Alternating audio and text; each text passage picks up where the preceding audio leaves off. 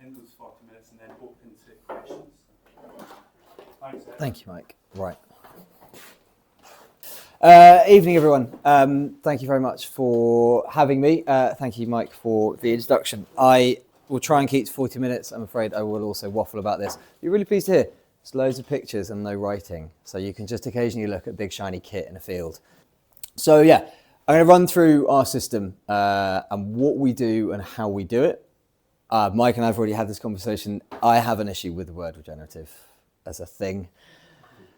My great-grandfather would look at what we do now today and work it out as good farming. He wouldn't actually see any difference to what we do. Nothing we do is actually new. What we do is run a long-term sustainable system with the application of data and tech to make sure we can track outcomes and then monetize them out the other end. So we are understanding of what we're doing and the benefits, and therefore either how to save costs internally, or how we also then gain external funding, whether that's public or private. And in our perspective, that's both public and private finance that we gain into our business through some of the outcomes that we do. Next slide, please. So a bit about us as a farming operation. We farm from just underneath Cleve Cloud. You can tell it's probably quite a high hill. We sit at just over 1,000 metres of elevation on that much soil above solid bedrock. If you've ever watched Cheltenham Festival and they have the nice back view of the massive escarpment, yeah, we're about 100 metres over the top of it is the top of us.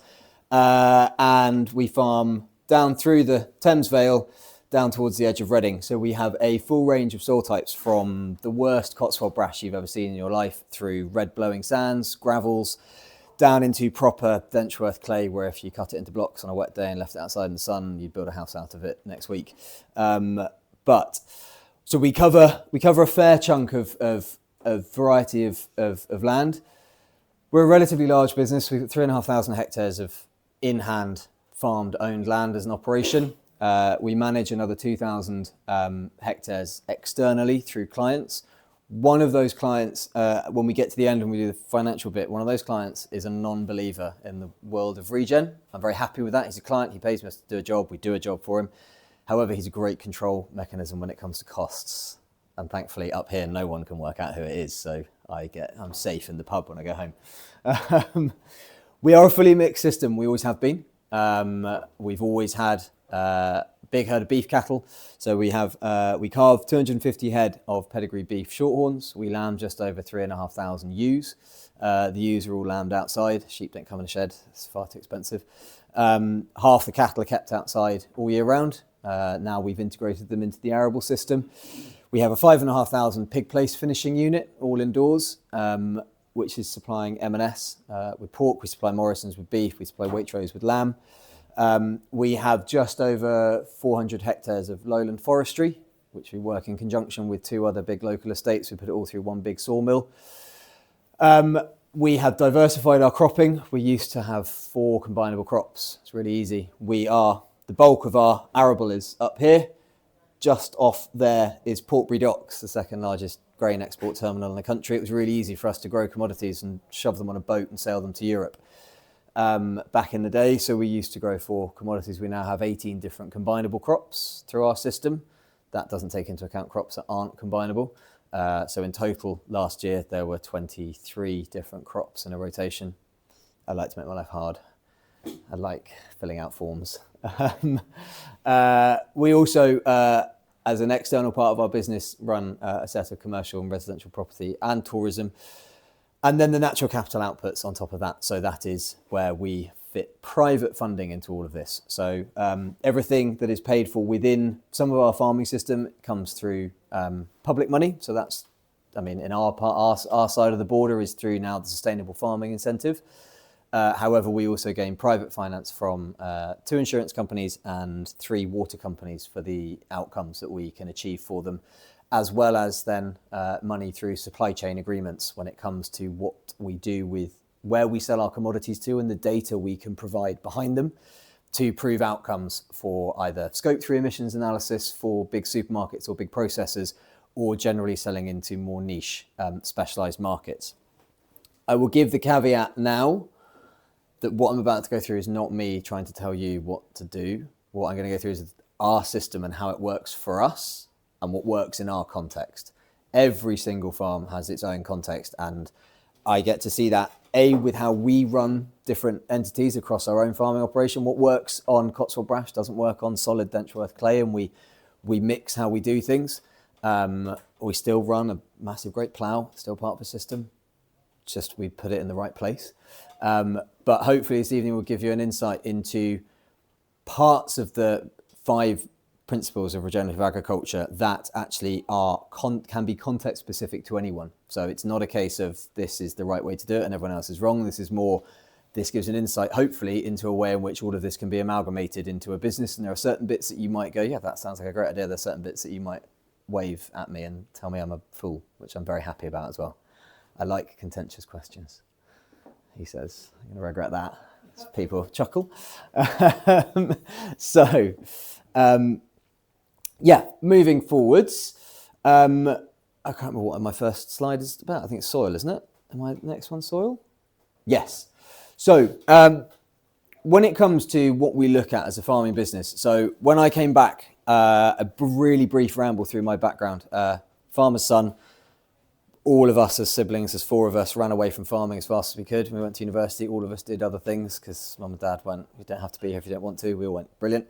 I read English and politics as an undergrad. I worked for the BBC for 3 years.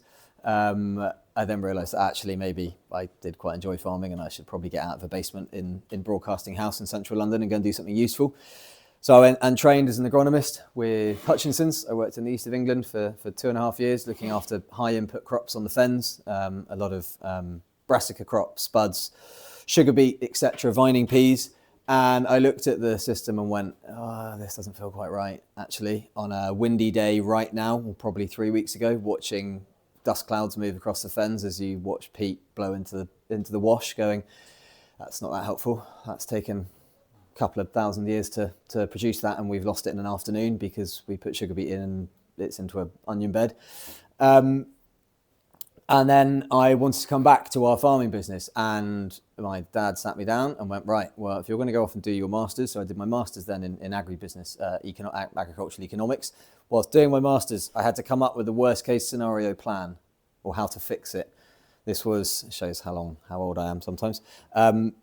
If Brexit occurred, hadn't happened at that stage, but if it did occur, if we lost, and therefore it occurred badly for us, and we lost access to our closest trading partner, and for us, our biggest export market, where most of our commodities ended up on a boat from Portbury, and we lost access to CAP, how are we a viable business? If I couldn't work out how to deal with those 3 things and still be a viable business, there's no point in me coming back to the farm, because like most of us, we'd have all gone bust, or there was no point in me leaving what was a sensibly paid job elsewhere.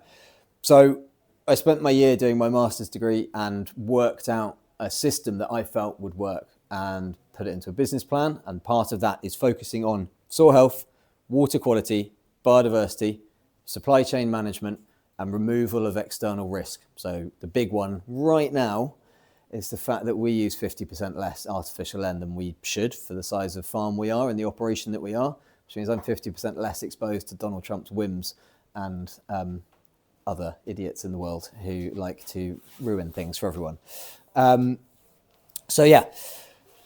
Where we started and where I started our journey was with our soil. Now, I forget sometimes when I speak to a lot of farmers at home in the Cotswolds, they all get really excited about seeing soil like that because they think that's really good. I know in this part of the world, having been on a farm just around the corner this afternoon looking at spuds, you all think that's horrific. I think that's really good for me because there's not that much stone in it. This is actually what we're predominantly dealing with. So we have 6 inches of topsoil.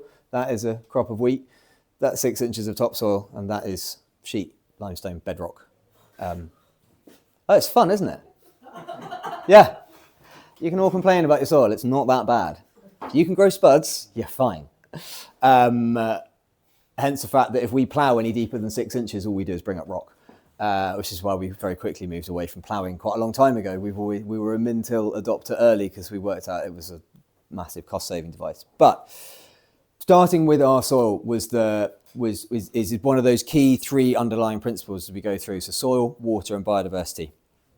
making sure that the tiny fraction of soil we have across the vast amount of our farming operation has to function pretty well for us to be able to survive. Right now, having left home, we've had 7 mil of rain in May. When you've got that little soil, 7 mil of rain, it may as well be the Sahara Desert in places. I need that soil to function really, really well to have decent crops come harvest. I need that soil to be able to hold on to as much water as possible. And when 30 to 40% of it is made up of lumps of porous limestone, I've got to make sure the bit in between is really working, which is where we have focused on soil structure and organic matter improvement, which therefore means that, as you can see, so that is what you can't quite see there. That is the bottom of it. That's the top of a spade. It's an upside down picture. That's the top of a spade as I'm holding it like that.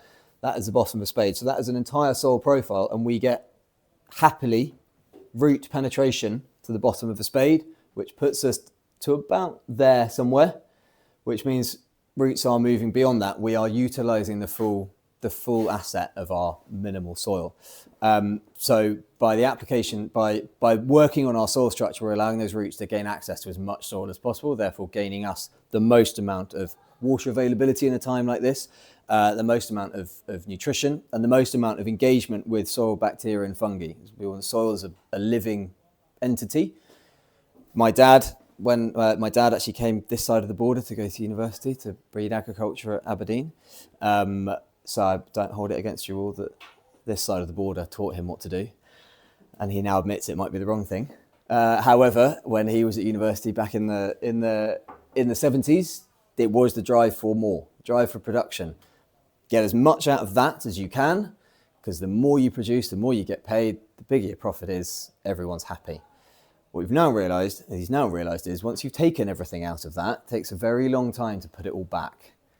What we managed to extract out of a farming system in 50 years or 40 years of sort of a green revolution, as it were, post-war, we've probably managed to undo maybe 5 years worth of damage in the past 15 years.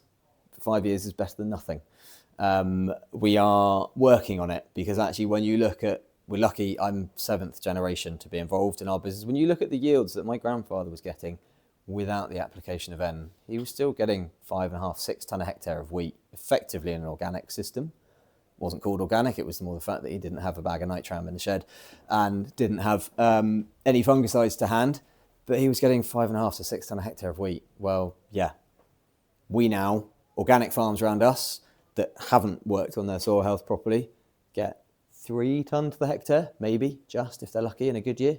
Last year, 2.5, 2 in places. So our focus started on soil health.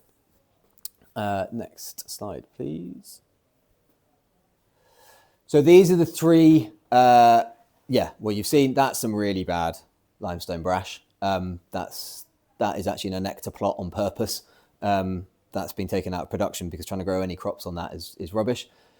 Our Hampshire chalks are slightly better. Chalk is a much more forgiving entity as a substrate. It releases water back upwards. If it's dry enough up here, it will, by hydraulic pressure, pull water back up towards it. So Hampshire chalk is a more forgiving soil type. This is some of our heavy Denchworth clay series. So as you can see, we've got soil depth. We haven't really got soil quality. That is hideous subsoil. That is an archaeological dig site for a new shed, and I think some of that got left in the sun for a bit too long, and I mean they did actually struggle to break it with a road roller to try and build it back into a bund around the outside of a shed. So those are the 3 different types of soil type that we are working across.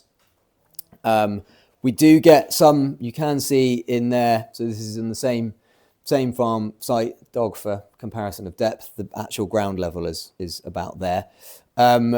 Is that we, in our clay series soils, we do get now vertical fractures like that. That is a handy sign for us. It's allowing oxygen into our soils. It's allowing, when it then does rain, faster water penetration, so lowering of flood risk, lowering of soil wash risk on the surface.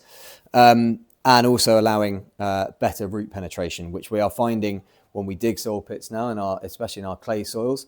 They bind themselves together better, because we've had better root engagement over the past 12 to 13 years worth of our farming system, and therefore they have better water holding capacity and better flood management capacity. Next, please. So, when it comes to what we do with our soil health, we do predominantly direct drill, but that is not a case of the fact that we don't own any cultivation kit. We still have a set of massive cultivators. We still have a socking great plough parked in a shed because you can't direct drill your way out of a bad situation. So where we have made mistakes, and I think actually that should be a video. This is where my own tech lets me down. It might work. Oh yeah, look at that. Oh, you don't get the sound of stones and discs. That is an example of how not to direct drill. If you're, in all honesty, that's barley that went in last spring behind a late grade. And in all honesty, the soil wasn't in the right nick for us to be able to do that. It was very tight on the surface. Sheep had been out there, would have been wet, it then dried out.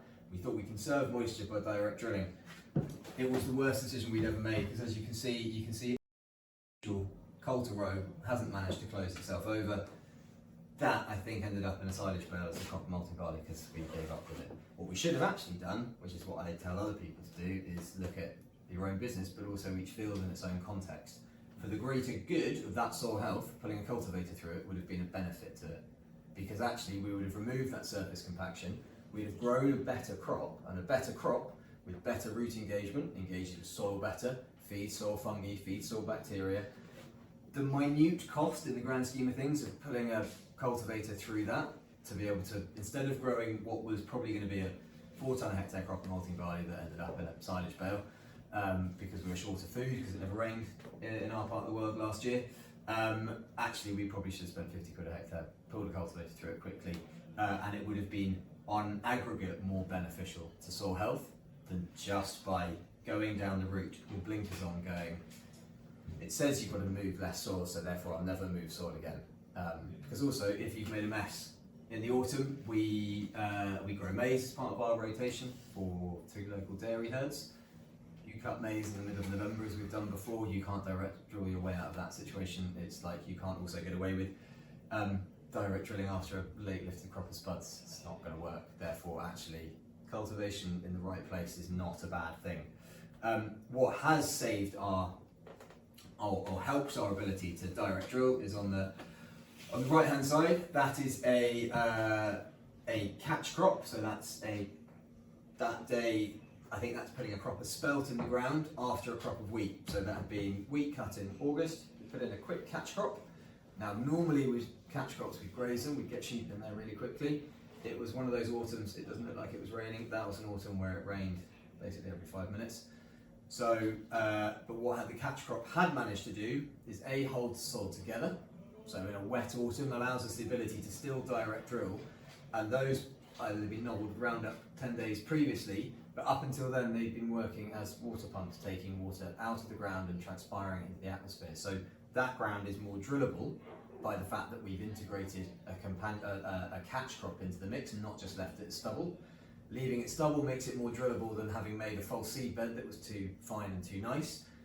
The next step up from just leaving it stubble post-harvest is to be able to have something growing in it, and that starts to then look at that from the water quality aspect. Any nitrogen that was left over after harvest is being utilised by that catch crop. So we're using financially the money we've already spent on the previous crop, and if that crop of wheat hadn't taken all the N up, that catch crop will have done. So I've fully utilised the investment I've already given that field. We're stopping that from a nitrate leaching point of view. We live, obviously where we are, we're at the head of the Thames, so the Thames rises on our neighbour's farm. We have issues of nitrate. We have really leachable soils. It's made of limestone. Everything you put on the surface ends up in a river about 6 weeks later, no matter what you do. So being able to pick up any nitrogen left in the soil means we're reducing nitrate leaching. Thames Water pay us for that. That catch crop's paid for by a water company. They pay us to put it in. It's up to me what I do with it. I wanted to put some sheep over it and get them fat and gain 50 pence per head per week for grazing lambs on it. But the weather didn't allow. And it's also engaging constantly with soil biology. So post-harvest, when we've cut a crop of wheat, expecting soil fungi and bacteria to still be really functioning to help this autumn's crop, I've got to give them something to eat. Got to give the soil fungi and bacteria something to live with, and that's where we rely on having that constant living roots, part of the regen principles. So trying to keep a root in the ground as much as possible, because the way in which obviously roots and especially fungi work together, a fungal spore will attach itself to the bottom base of a root, and they have a symbiotic relationship. The plant will give it atoms of molecules of carbon so it can expand and grow, and in return a specific fungi may well give a crop of mustard it might be a specific fungi that hands out molybdenum or phosphate or potash. So the two work in a symbiotic relationship. They share things to each other. You can't expect that to work all the time if you don't keep building it and keep feeding it. So keeping living roots in soil is really important. Next, please.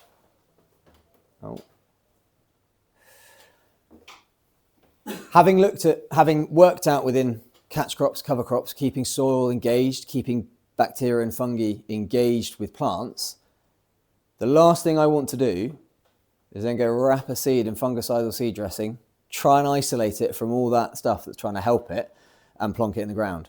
So another step on our road when looking at soil health has been the removal of fungicidal seed dressings. We now only dress seed with trace elements. Those trace element mixes are designed around our different soil types. So Cotswold brash, really heavy on calcium. We always struggle for manganese and magnesium, two massively key plant trace elements. So we now use manganese and magnesium dressings. This is the same field of OSR.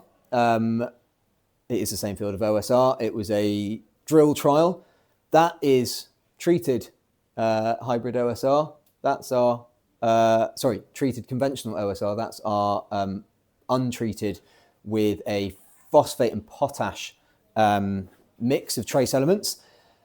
And you can look at the soil engagement between those two different crops. What you can slightly see in the background here, all this dead stuff. So the bright green is a clover companion, and the dead stuff is a buckwheat companion crop. So we're looking at root diversity as well within plants, to try and engage with as much soil as possible with different rooting mechanisms.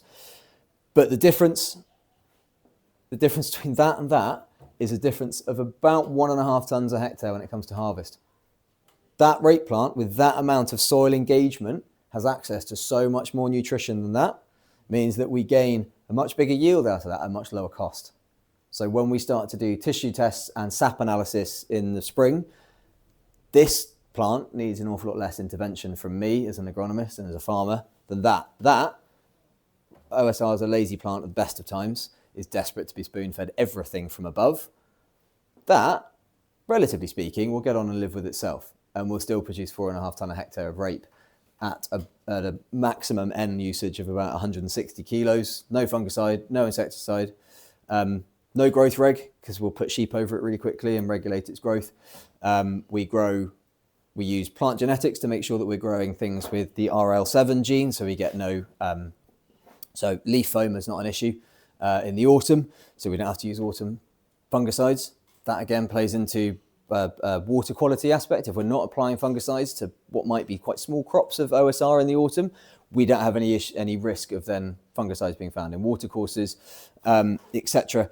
And the same applies to cereals. This is a crop of spring barley. That soil granulation you see along each of the roots, that's the test of actually how well those roots are engaging with soil. So what makes that soil stick to the fine root hairs is the exudate glomalin. Glomalin is built when fungi and roots are working in symbiosis together. So the fungi give out an exudate called glomalin that helps bind and clump soil together. It helps stick soil to the roots, so it's got good engagement, so they can have that relationship with each other. But also, when you start to aggregate that through a soil structure and you leave that in place for as much as you can, that's where the direct drilling piece comes in, you start to get much better naturally aggregated soils that then go back to being able to take more water in when it's dry, but also allow plants more access to water as well. So when soils dry out, roots can't struggle to draw water back out. That root has a damn sight better chance of drawing water back out of soil than one that isn't engaged with it. So moving on. My favourite one, slurry. This is where we start to get a little bit context specific for us as a farm. So we have a 5,500 pig finishing unit, as I pointed out. On our home farm, which is just over, well, actually across all of it, because we tanker a lot of this now, our slurry provides us with 62% of our N over 3,000 hectares. So 62% of our N. What I haven't said on that is it also provides all of our P, all of our K, 70% of our sulfur requirement, all comes in the form of liquid pig shit. The pigs for us are boom or bust, like everyone. Some years you wish you never had them and they'd all run away. Other years you're worried what the accountant's going to say because actually they might have made way too much money and we're going to have to go and buy some more shiny toys to deal with the tax problem, which is why we then go and buy massive slurry stirrers like that. So I get really excited about, because it's radio controlled and it's quite fun. But we do everything in-house as well. So we run a 12-metre controlled traffic farming system, which helps with our direct drilling. So we try and match everything is multiples of 12 metres wide. So 12-metre wide drills, 12-metre wide slurry bars, 12-metre wide combine headers. So we start, everything sits on roadways, so 36-metre tram lines. Everyone then drives. There are 2 roadways in between every permanent tram line. So we don't drive on any soil. That helps us with our direct drilling, helps with removing compaction or at least controlling compaction so we know where to deal with it. But we've also invested over the past decade of underground mains. So this is where we have looked at the positive benefit of this. So that slurry, well, I'll let you do the maths at today's fertiliser prices. If you could save 50% of your N and all of your P and K at today's current prices, and you then put that into building infrastructure that provided you with you can quickly pay infrastructure back quite fast, to put it this way. We've dug 12 kilometres of underground mains to have for us to have the ability to get slurry to every part of just over 3,000 hectares. We also export it to neighbouring contract farms as well. And we can also use our inbuilt system for AD liquor that comes out of 2 AD plants. So they can actually pump AD with tankers through our underground system. So we can also apply AD, digestate liquor through this system as well. Next slide, please. The slurry. So this was September 23 slurry result. So you'll notice this every now and then. There'll be weird bits of data. Data, as I mentioned, is key for us to do this, is to understand the outcome of our actions. It's all well and good going, oh, let's plant a cover crop because it's being paid for by, it's been paid for by a greening measure or because it's been paid for by a supply chain contract. But what's the actual outcome? What's the benefit of it? And to work out what the benefit is, we need to have data. And I like data because I'm a numbers person.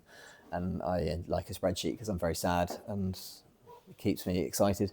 But it's understanding our data. So this is a slurry sample from September 2023. This would have been applied to crops of OSR pre-drilling. So it looks at everything that you can see, which we can then work out exactly. So that is per cubic meter of slurry. For a crop of OSR establishment, we'd maybe apply between 30 and 34 cubic meters a hectare. So we're getting a hideous amount of nitrogen, but if you don't worry, I'm not putting on like 80 kilos of N. It's only 40% available. I do the maths. The government will come for me if I ever said that we put 80 kilos of N on a crop of rape in September. But you can see the level of potassium, of phosphorus that we're applying at that stage. I mean, that's the best starter fertilizer you've ever seen. You can put a really expensive granular product down a spout, and if it's dry, the plant actually can't get hold of it. This is in a liquid form applied onto a seedbed, onto a stubble field that OSR is then direct drilled into. It's how we get away with drilling OSR in middle to late September and still having crops this high come Christmas that we need to graze with sheep because they're too big and fluffy. also, the other flip side of putting slurry on as well, the tangential benefit was that we never suffered with flea beetle. Flea beetle work on smell. That rotting cabbage smell that you get from multi-rate crops, that is the smell of glucosinolates out of brassicas. That's how flea beetle can track them down. The smell of that, believe you me, when it's right outside my bedroom window and it's really hot in September, because for some reason every year when it ends up outside my house it's about 20 degrees, yeah, it gives you a headache. So it distracts flea beetle really, really, really well. I live with the fact that I basically can't go to sleep at night, and that like I would, if you hang laundry in your house because it's wet, it will take the smell in and everything smells of pigs. And then you go to the pub and it's a warm room, and then you get told to go home because you stink of pig shit. It's happened before. Next, please. So we've looked a bit at we're moving through this sort of soil, water, and this now starts to bring in some more of the biodiversity angle. So those three key pillars that we've built this on. Cover crops, not new, not that exciting. Pretty sure most of you probably have looked at grow cover crops. They're now pretty, people are aware of the benefits of them, but also people can get really sidetracked by how expensive. You can get sold a 15 different way cover crop mix that you can put in after harvest, and it's got things like millet and sorghum in it. They're C4 pathway plants. They don't work at that time of year. They don't have enough heat units. We've boiled down to the case of keep it simple, keep it cheap, and make it edible. Oh, and then produce it yourself so that you actually have control over it and you know where it is and you've got it. So we have three main cover crop mixes. This is an ungrazable cover crop mix because it's got buckwheat in it. Buckwheat's great at phosphate mining. However, buckwheat, being part of the St. John's wort family, will kill sheep quite happily. Some will tolerate it if you get them used to it, but they're sheep. So most of them will go in, gorge on the poisonous plant and die. Unfortunately. So that is a cover crop mixture not for grazing but more for a soil health. So that's mustard, Phacelia is the purple, and buckwheat is the white. That is for a soil health and biodiversity output. So that is a field we're not going to graze, but we want to have living roots in it, and we want to produce some biomass, use up some N. Straight fodder crops of cover crops normally in our world look like mustard because we can produce mustard. Mustard's really easy and cheap to grow yourself. Run a combine through it, throw it through a seed cleaner, shove it back in the ground. It's quite handy. Really grazable. That is a series, actually, those three. So that's mustard in full flower. We then grazed it pretty hard, direct drilled a crop of beans into it, put some Roundup on 3 weeks after drilling. And because they're direct drilled on wide space rows, you can still see the vertical stems of mustard. So post a crop of wheat, we've managed to produce a flowering crop for biodiversity. We've managed to mop up N. We've managed to fatten a lot of lambs in early October. And we've managed to establish a crop of beans with left in root residues from mustard tap roots in between rows of beans, allowing therefore then better, sound like a broken record already, better water infiltration over winter through those existing root channels.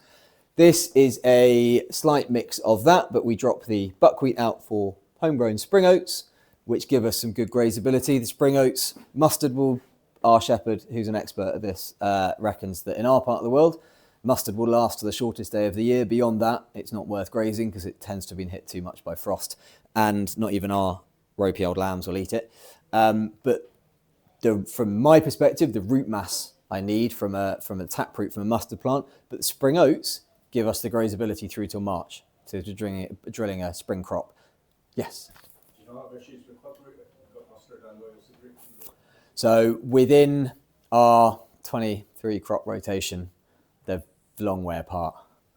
Yeah, we grow rape once every decade-ish, give or take. Yeah, not yet. We do have stubble turnips in the mix, and it is the biggest worry we have, but we haven't come across it yet. And if we do, we'll have to come up with plan F, whatever that's going to be. I'll cross that bridge when I get to it. But yeah, the application of the swapping out of buckwheat, which is non-frost tolerant anyway, with spring oats gives us longevity through grazing cover crops. Differential root engagement. So obviously you've got long tap roots from mustard. You've got Phacelia has incredibly short fibrous roots, really engaged with that top fraction of the soil. Buckwheat has quite a long taproot as well, fleshy taproot, and obviously a cereal root in there gives us bigger root diversity. Different engagement with soil fungi, different engagement with soil bacteria. They work in different parts of the soil, trying to keep as much of it going as possible. In certain aspects, if we graze them properly, we can actually get rid of using Roundup. When I say we graze them properly, it happens once a year on about 80 acres. I will look at it and go, yeah, we can do that without Roundup. You've got to get the weather right and sheep grazing right, which don't always come hand in hand. Next, please. Oh yeah, tech, shiny kit. So we've got our soils into pretty good nick, and then come spring, go and shove a shed load of herbicide on it, nuke everything that's in the soil. Really handy. Well done, Ed. You've worked really hard and made everyone's lives really hard at home by putting extra management on stuff, and then we're just going to go and drive a sprayer over it and shove broadleaf herbicide on it, going, oh, I care about biodiversity. Actually, what we now do is use inter-row camera guided hose. If you can press play, that one should be a video again. He says, yeah. So we run 3 of these inter-row camera guided hose. That camera there is looking down at 3 rows of wheat underneath it and associates all of the feet with it. Ignore that wheel mark. I hate this video because it's one that shows really good there, and I hate that wheel mark. That is a mistake that shouldn't have occurred, and I need to find a new video. Doesn't normally look that bad. So it's because he's actually overlapping and he's in the wrong place and it doesn't quite know what it's doing. But we've turned away from broad use of herbicides. We still use herbicides, we still use pre-ems in certain aspects, in certain crops. Things like winter barley, where we have really poor grassweed control within crop, we will use pre-em, because if you let grassweeds get away too early, we're never going to get on top of them even with this. But some of what I'm about to say about finances will be very south of the border applicable, but some of this applies north of the border as well. So inter-row camera guided hose are able to be part funded through the Farming Technology Fund grants. So we got 50% of each one of our hose funded as through the Farming Technology grant funding. When they're 60 grand each, getting 30 grand towards each one is really helpful. To operate it costs us 39 quid a hectare. But man in the seat, fuel, hours on a tractor, wear and tear on the piece of kit, it's 39 quid a hectare. So equivalent to putting a sprayer and a dose of herbicide across a crop. Herbicide is not going to deal with blackgrass plants that size that this thing can pull out of the ground, and there's also no resistance to this. If you're a blackgrass plant or a cleaver or a poppy or a groundsel and you've been pulled out of the ground, left in the sun for 4 hours, you're dead. You don't get to come back from that. Herbicide resistance, obviously, mitigation. So it's costing us 39 quid a hectare to run it. We got grant funding to pay for half of the kit. We now, under our schemes with Thames Water, get paid 150 quid a hectare to use it. So when we go and make our crops cleaner, we're actually making money out of it at the moment, because Thames Water are so desperate to save money and keep their water clean. They've worked out the cheapest way for them to do it is not to make more intelligent carbon filters to drag out bits of propyzamide and bits of flufenicet out of water. So actually it's downside cheaper to pay the source of the problem to just not use it. And therefore, they pay us 150 quid a hectare for every hectare that we remove herbicides on and use the camera-guided hoe. That is down to our choice. So there'll be certain fields and blocks of ground that we will still use herbicides on. But camera-guided hoe is now our go-to operation. This is on some very heavy. The River Thames is just behind that hedge, behind that grain store. This is on some really heavy land. It's a slightly poorly established crop, but as you can see, our 12-metre wheelings, they do show up occasionally. That's about the 3rd of March. That is probably about this year, just coming out into flag leaf. No herbicide applied to that. There's also no fungicide, but I'll get onto that in a minute. They are brutally efficient in the right use. Also, they do rely on having soil that you can do that to. So if your soil's in good condition, they work better. If you have heavily compacted, tight or poorly drained soils, hoes don't work particularly well. They'll skate over the top, or you'll end up digging in too deep, bringing up too much soil attached to that root mass where it can then maybe survive for 2 days, gets a shower of rain, can reroot itself. So sometimes following the hoe, if the weather's being a bit tricky, we'll also run a comb harrow over the top of it. So if it's been 2 days and we think that some of the bigger blackgrass plants or wild oats, whatever they might be, are thinking of being able to re-engage their roots with the soil, we've got 24-metre comb harrows. We'll run them over the top at really high speed. It's incredibly cheap, and basically knock them around a bit. It's sort of like kicking it across the field. It shakes more soil off its roots, and we get much better kill. Next, please.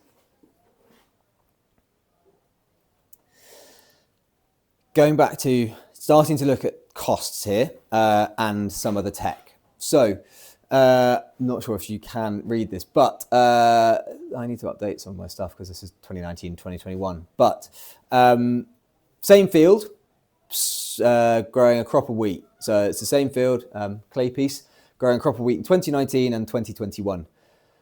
The difference here, this is in our previous system. We spent 122 quid a hectare on herbicides. So we spent just over 1,800 quid growing that crop of wheat across that field on herbicides.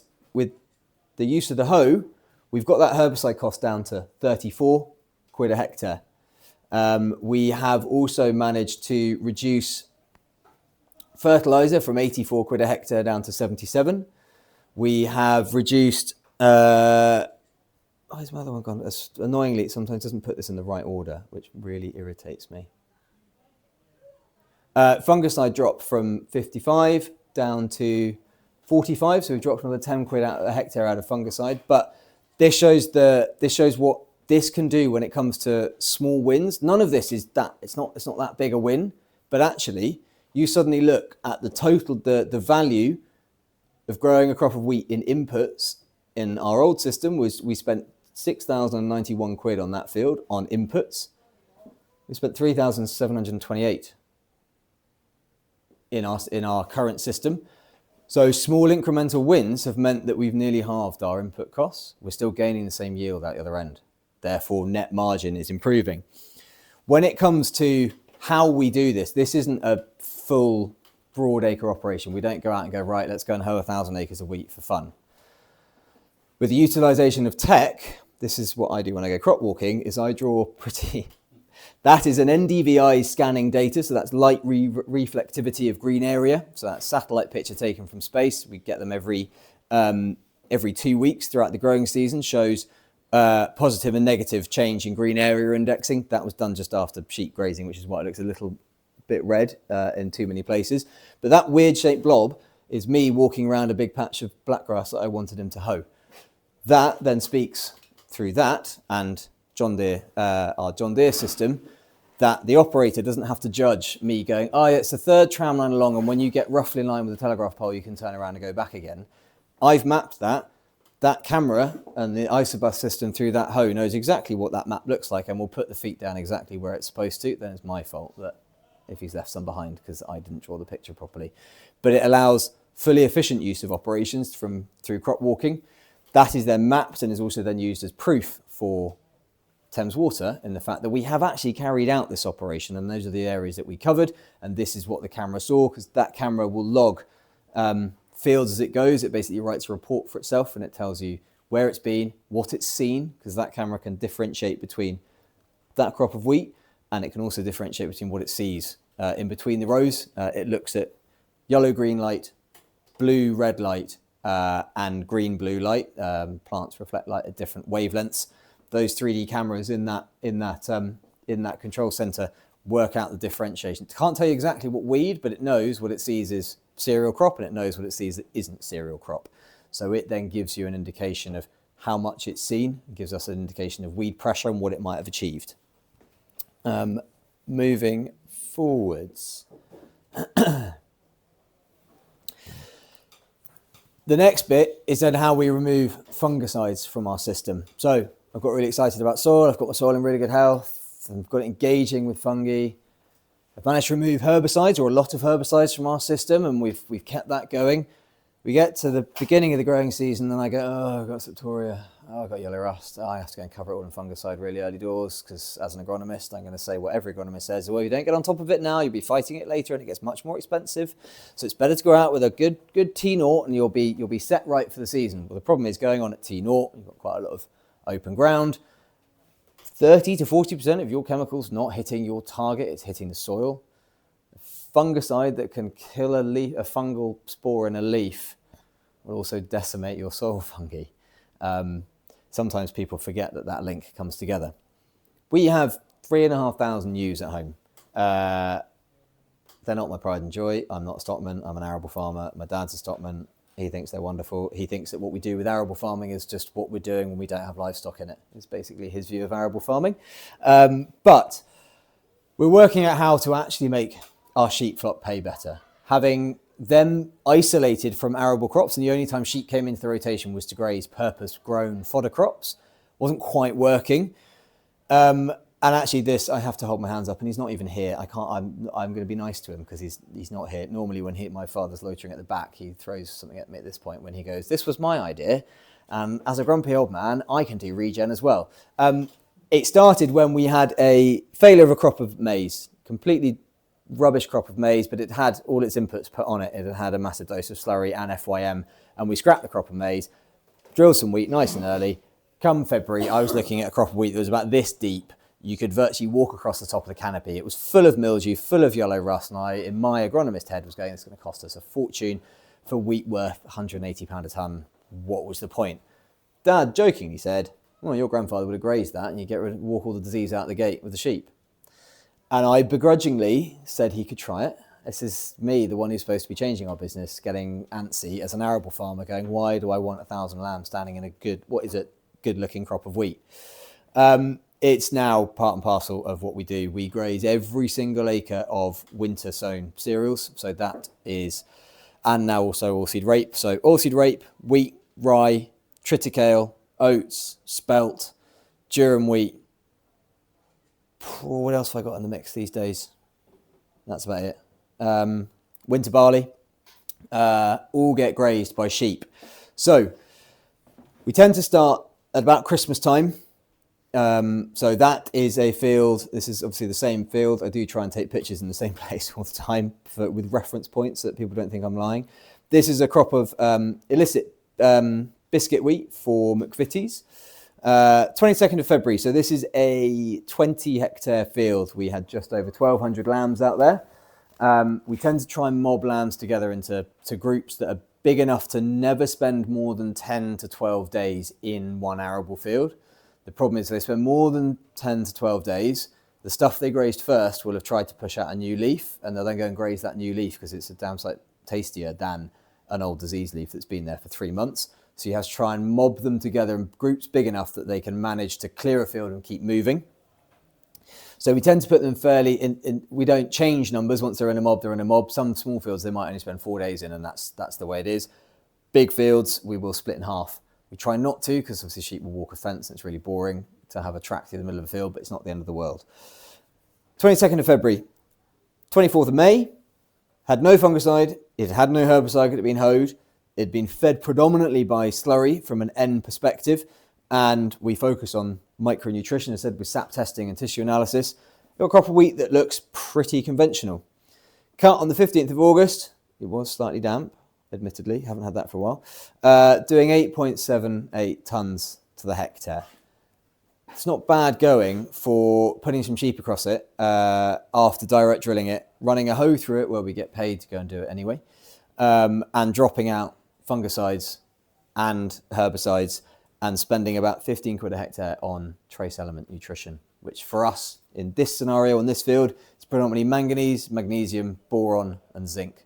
They're the 4 we really struggle with on Cotswold Brash. Sometimes copper, but slurry gives us a lot of copper. But those are the 4 that we spend our lives battling, thanks to our massively high calcium content. The next one, please, shows this a bit more in detail. So, 2 slightly separate fields. This is my world because I spend my life also doing controls. It's no use me doing all of this silly stuff if I don't actually know what the worst case could have been or what it would have looked like had we not done it. Because sometimes you can convince yourself that doing something different is a good idea because it's something different. Actually, if it's not financially viable, it's not worth doing. We didn't let sheep graze the outside drill bat of a headland and treated it the same. Yeah, slight problem with yellow rust. That's obviously the fence line. Both got treated exactly the same. The only difference was grazed, not grazed. This is a field of winter triticale. So we grow triticale for seed. That, where is it? Where's the reference point? That Leylandii there is there. That is me looking slightly down the same tram line. That is February. So when we graze stuff, we aim to remove as much green area as possible. That's the last day they were grazing that. I think probably a shepherd is just out of shot about to move them. And I'm telling him not to for 2 minutes whilst I take a picture of it. To gain the best impact for disease control, you have to remove as much latent infection as possible. So all of that, that's a crop of triticale, so it's a massive issue is yellow rust. Warm, wet winter, full of yellow rust in the canopy. To remove it all and be able to not use as much fungicide, we need to get rid of as much latent infection as possible. If you leave 1 leaf behind, or 2 leaves behind that are already infected, you've won some of the battle, but not all of it, because as soon as it puts out new growth, it will bounce back up the next time it rains, and you're still chasing yellow rust up through a canopy. So maximum amount of leaf area removal is key. It will give the caveat of my crappy soils mean that I can make fields look like that in the middle of February with loads of sheep, and I'm not worried about poaching. There's pros and cons to having no soil. This is what that field, there was it wasn't even a proper control. It was a bit that the shepherd fenced around because he was running short of electric fence and cut a corner because he couldn't be bothered to start 3 new rolls just to fence about 100 metres. So we had a control strip in the corner. That is a grazed plant. So we get better tillering. And as you can see, we've still got full green area minus that 1 leaf is starting to give up the ghost a little bit. That is where it wasn't grazed. That, A, has produced a lot less tillers, B, has no green area left to fill those ears. That will yield absolutely nothing. That will do 7.8 tonne. Oh, there you go, 7.8 tonne versus 6.3. So, for this field, no pre-em, no insecticide, no fungicide, no growth reg, 37 cube of slurry. Those are the only other things we applied to it to gain a yield outcome of 7.8 tonne to the hectare. So the gross margin difference between that plant and that, for us, that plant will gross margin us 1,200 quid a hectare. That crop, even with no inputs, is still gross margining 880 a hectare. But imagine if we'd actually applied inputs and not gained the yield for it. Every time we apply an input, I see that as a knock on our margin. From my perspective. So it's learning how to balance and mitigate these things. And 7.8 tonnes per hectare, I know in this part of the world is not an exciting yield. Believe you me, in my part of the world, that's quite an exciting yield. Having just been told that the farmer I was with just now told me that he was really irritated. His winter barley did 9.98 tonnes per hectare average last year, and he was pissed off it didn't do 10. Yeah, no, it's not numbers I'm used to. I gave him a slightly strange look and laughed awkwardly. I'm very happy with 7.8 tonnes per hectare of triticale out of our system, giving me a margin like that. We've changed our system from chasing yield as a way of proving outcomes to chasing margin. The dad's new favourite saying, he'd rather a half-empty grain stall that made him money than a full one that cost him. Shows that I might have changed his mindset and he actually believes that this works at long last. I haven't managed to bankrupt us, and actually we make more money than we used to, which is also a dangerous thing to say in farming. Sometimes someone throws something at me at this stage. Next one, please. So, we now get another one. So another example, different crop. This oak tree, you can see in the background, same oak tree throughout all of them. Crop of winter malting barley destined for our local brewery. 65 kilos of N in total we gave it, no fungicide, no growth reg. We got 7.3 tonne. I'm really happy with 7.3 tonne for winter malting barley. That makes me really happy. We got 55 grazing days per hectare out of it in the winter. So you can see it was, you can still see, if you can, just rows of previous year's stubble, so direct drilled as well, so cost saving. This is at mid-tillering, post early stem extension, post grazing. So we've got 6 main tillers on a plant. Flag leaf emergence. There is a tiny bit of rhynchosporium down there. And that's basically it from a disease perspective.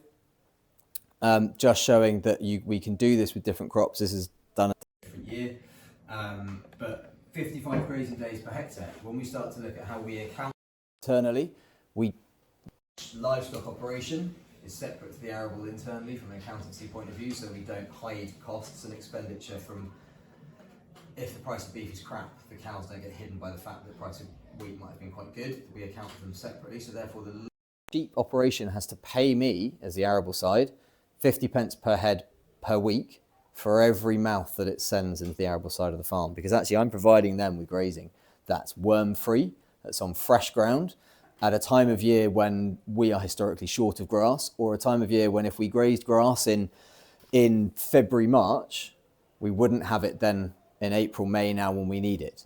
So by being able to give permanent pasture and herbal lays and ryegrass lays a break, we break the worm cycle in those grass lays, because there is no returning of sheep for about 4 to 5 months in the grass side of the operation. Also allows us to carry more mouths because we've got more grass when we need it. When they have to move back off the arable side of the farm in March, when we start to hit, basically when we start to have crops that look like that, and I don't particularly want sheep eating them, we've got the grass then to last us the summer until we get into cover crops post-harvest. So it allows us to carry more mouths, and because of that, the sheep side of the operation pay me for the fact that I provide them with food throughout the winter months. They pay me 50 pence per head per week if it was a crop of stubble turnips, or if it's a crop of malting barley. It's still feeding and fattening sheep. Is it fattening? Do you have any weight gains on grazing cereals? Yeah, so yes, turnips are better, but when you look at cost of production, the fact that a crop of turnips is a crop in its own right, and then we have to plant something else afterwards, when you boil it down to net cost per kilo of weight gain, we're better off doing arable crops than we are planting more and more straight fodder crops. We will plant some because we obviously need to get some lambs out of the way, because we have to work the logistics of numbers and spaces and ground going into spring cropping anyway. We might as well make use of it and maybe put double turnips in. But when you look at the numbers, if the sheep have to pay for the cost of turnip seed drilling, actually they're more cost effective. It makes sense, obviously. Yeah. From the arable Side. side, but from the sheep side, Yeah. you're going to get more bang for your buck, 55 pence a Yeah. week on that stubble turnips than you would. Which is why we do both, which is I have to keep my shepherding team happy in the fact that I would also give them 500 acres of stubble turnips to play with. Because also we need the buffer as well. We use our fodder crops. Yeah, I've got crap soil and it's made of stone. If it's going to rain 5 days straight, I need an exit for sheep to actually get off arable fields and go and stand somewhere in a crop of stubble turnips for a week whilst I wait for it to dry back out again. So part of it is the balancing act between, and we do this we do this on neighbouring, so on contract farms where our sheep don't go because it's too far for us to ship them. We have joint venture agreements with external shepherds where it's worked out. We always have a plan of attack. There's either escape, it's either a ryegrass lay, some permanent pasture, a crop of stubble turnips that will be left effectively as the, oh shit moment, this is all going wrong, the weather's going to give up on us.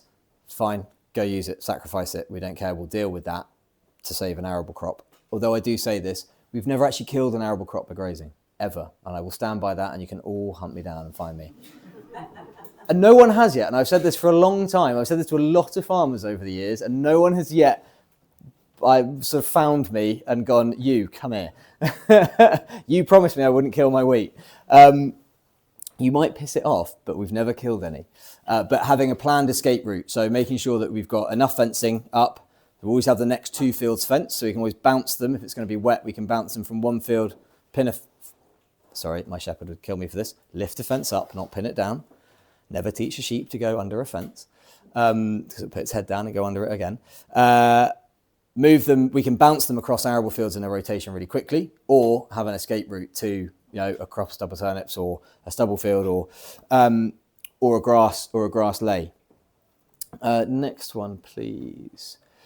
So we've got a system that works pretty well. We're doing right. We're growing good crops. We're saving money growing them.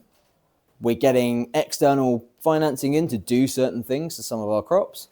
That's all well and good. We're at that stage still growing fairly boring amount of commodities, and we're selling them into a bulk market where we're competing with the likes of you guys who can produce 10 tonnes per hectare and I can't. I've got crap soil. I might as well try and grow something different that actually likes it. Or look at our supply chains in the bulk commodities we do supply. You can tell I'm slightly Heineken branded. We have a supply chain agreement with Heineken. So we sell our data to Heineken with every tonne of barley we send to them. We sell them data on top of it at a premium. So they can work out their Scope 3 global emissions, and they can work out how they're going to hit their net zero ambitions by 2040. So Scope 3 emissions. Yeah, so Scope 3 emissions are emissions that they have no direct control over. So their Scope 1 and 2 emissions would be their power that goes into their breweries, the diesel they put into trucks to move it around the countryside, the chiller lorries. Their Scope 3 is people like me producing raw commodities for them. I produce carbon growing that barley. We've shipped in a bit of fert, we've moved some soil, we've burnt diesel.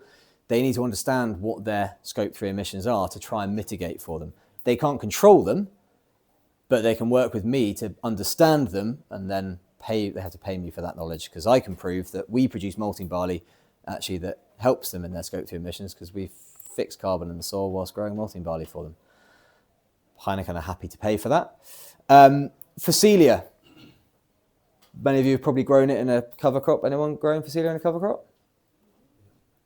How was the seed pretty good? Seed pretty good, germinated well, yeah? Oh. Good. We're the only farm in the country that's certified to grow UK Phacelia as a seed crop. We provide 95% of the country's requirement of Phacelia. In about a week's time, we have about 300 acres of fields that look like that, and it is the most joyous place to take a dog for a walk on a sunny evening, because you can't hear yourself think for bees and every other insect known to mankind. It smells incredible. It's an absolute nightmare to combine. It's vile. The stems are like linseed and won't go through a combine and chew and wrap around everything. The seed heads, when they're ready, basically if you do that to them, they'll disintegrate, and the seeds, gone. So we've had to specifically redesign the internal organs of one of our combines to be able to do it. So we now have a combine that we can extract the fans from underneath the sieves.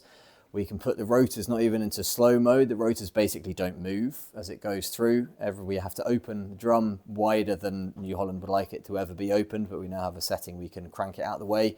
And effectively you try and hoover it in. That's why we run McDon Draper belt headers, so we're very gentle on the crop, and basically once you just get it inside, it disintegrates under its own mass.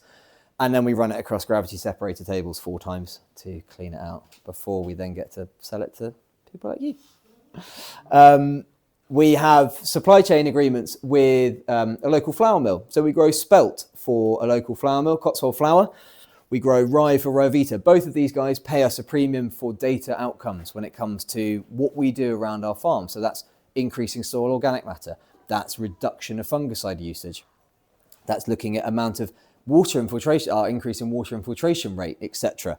They will both pay us a premium because they are both brands that like the fact that their consumers want this from them, and they want to be able to say this about their products. We don't grow sunflowers anymore. I should probably get rid of that one. Sunflowers were great, but combining in December is just not that fun.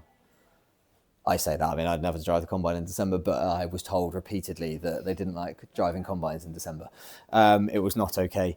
And then utilising BNG markets, not something you have this side of the border yet, but I keep being told it's going to come one day. You'll be able to do what we do, which is get paid for a landscape that looks like that.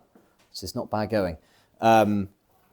So we've looked at how we can then monetize the outcomes of the data we've captured.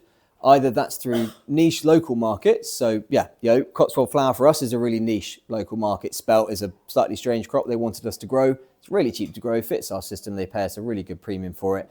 It does much better than winter barley as a gross margin. Very happy to put some of it in.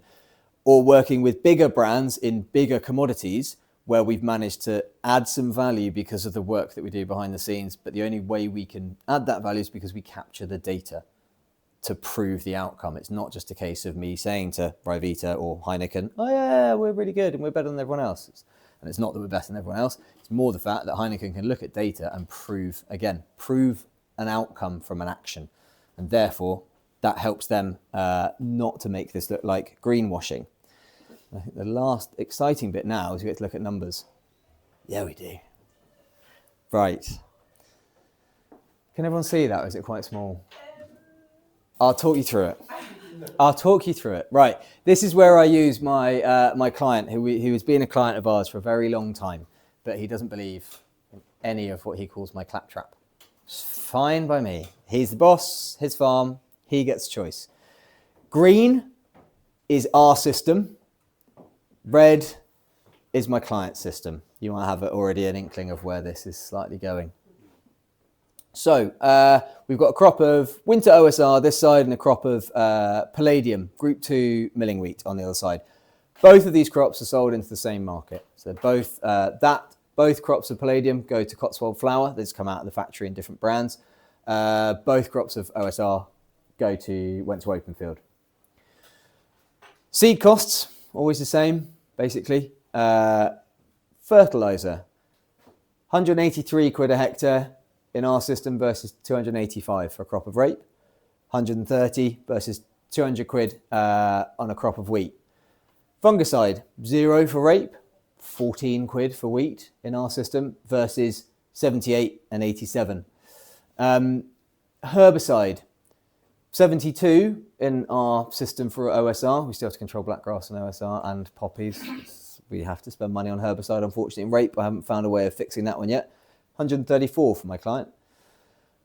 Boils down to, across a 60 hectare block of rape and a 100 hectare block of wheat, boils down to 22 grand of cost for me, 38 for him, versus 25 and 59. That's before we even got anywhere near a shed. That's before either of us have paid any fixed costs. He hasn't paid my contract fee at this stage. I haven't paid anyone's wages. I haven't paid any depreciation. Haven't paid any finance. Haven't paid any of the other 1,001 bills that appear seemingly endlessly forever. So, yield output. 2.75 tonnes per hectare of rape. Not the best of years. Bad year. Didn't actually do particularly well that year in general.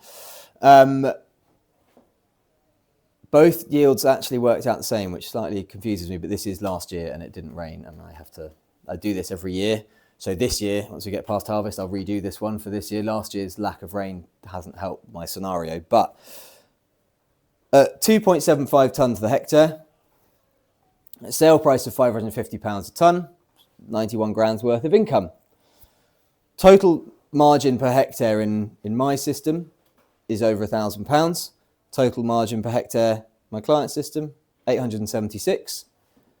A difference between 1,600 quid in mine, 1,300 quid in his. We then add in the sheep grazing margin, so the fact that our crops of rape and wheat were grazed. So we work out the grazing days per hectare. It means I gain an extra 75 quid a hectare and an extra 51 quid a hectare in my crops against his, which means there's a difference of 340 quid a hectare in OSR between the pair of us. I'm nearly 340 quid a hectare up, which across that block of 60 hectares is 20 grand. Difference in nearly £400 a hectare in a crop of wheat. Across that is £39,000 total added income. His farm that we look after is 464 hectares. So if we basically aggregated that average increase per hectare for him He's £98,000 a year better off, which means that we as a business across our entire farmed area, using these as average costings, we make just over an extra million a year in crop output by the small aggregation of small changes throughout the whole system. It's not that my system looks particularly any different to anyone else's. You drove past our fields, you kind of think they look like anyone else's, unless it's a crop of sunflowers or phacelia or something else strange that I've got growing. But those small wins mean that we effectively, in our net margin, have over £1 million of income a year. What I have stripped out of this spreadsheet, which is the blank bit in the middle, is the bit that we get paid for our side of the border under SFI. So what I haven't put in here is, let's say, our an extra 150 quid a hectare for hoeing winter wheat as an income that goes on that total gross margin. The fact that our OSR is companion cropped and we get paid £35 a hectare under SFI for companion cropping. The fact that we have floristically enhanced grass margins around every single field, which we get paid £430 a hectare for. The fact that we have infield beetle banks in any field that's over 18 hectares, so that we have space for biodiversity and nature in the middle of fields and allow them to spread from the outside in and from the inside out. The fact that we have riparian buffer strips that we also get paid for. All of those small aggregate wins actually mean that that margin is normally much better, which takes on to the last slide, which should be pretty pictures of the biodiversity aspect. So where this starts to tie everything together from our side of the border and where the Scottish Government is moving to, they're peering at what we've done badly, and thankfully, as ever, being about 2 years behind is quite handy, because you get to miss all the mistakes that we've made, which is either overpaying for things or not paying enough for stuff. Our entire system is wrapped around with biodiversity. So for us to be able to remove insecticides from crops as a cost-saving exercise, I need to have biodiversity to do my job for me. We know that we've never had an issue with BYDV, and we don't spray aphicides in the autumn. What I have is really healthy populations of ladybirds. However, I cannot get ladybirds to appear for 3-4 weeks of late October, early November if I don't provide them habitat space all year round. I need them there the moment the first aphid appears. They start eating the first generation rather than me working out that we're on generation 2. I'm about to have a mild sense of panic. I also need them to have the space to hibernate over winter. I need them to have the food sources all year round. That applies to everything when it comes down to things like parasitic wasps for cabbage stem flea beetle. When it comes down to bird populations for slug control, direct drilling, we have issues of slugs. It's really boring. However, having more farmland birds around, having more farmland birds around mean that we have more natural predators for slugs. So encompassing all of this is our biodiversity work, and a lot of that is funded by public finance, so that's through the SFI scheme. However, that is for us about to fall out of bed really quickly. We've just all been capped at £100,000 per SBI. Our SFI payment a year is over £800,000, so we're about to be £700,000 out of pocket.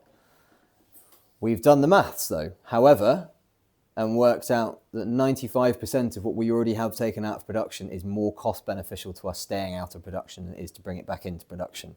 Because how we designed things like floristically enhanced grass margins, nectar strips, birdseed plots, etc., was we used our part of our local cluster. We used our FWAG, the Farming and Wildlife Advisory Group, who work both sides of the border, or are they just my side? No longer. Oh, FWAG are really good, our side, like still alive, our side. Yeah, so FWAG came and gave us a free, funded for, biodiversity survey and looked at habitat network creation. They drew me lovely maps and went, this would be ideal if you could join this piece of woodland along this hedge line to this dew pond and that shady corner, etc. Brilliant wildlife corridor, interconnectivity. We then used our Omnia system from Hutchinson's, which is our data recording system, which produces us gross margin maps. So that takes it, Omnia records all of our data, every piece of input, every operation we carry out, and every piece of yield data and soil sampling data goes into it. It turns out gross margin maps. It shows us where we make money on crops every year, where we sometimes make money, sometimes lose money, and where we definitely have not made money with crops. That might be the north side of a wood, a headland under the north side of a wood on a rubbish piece of clay that, to be honest, either is always lodged green, the pigeons eat it, the slugs eat it, we make a mess of it. We overlaid those two maps on top of each other and went, right, where do we not make money? And where does FWAG think we're going to have the best outcome for biodiversity? Let's put the two together. We're better off not losing money on growing crops that are unprofitable and having space for biodiversity, which is why our system is designed around that. So again, it always, for me, comes back to data. It's having those two data sources, putting them together and working out where we're best financially off. And I think I've now rattled on for way too long. Fantastic. So, thank you.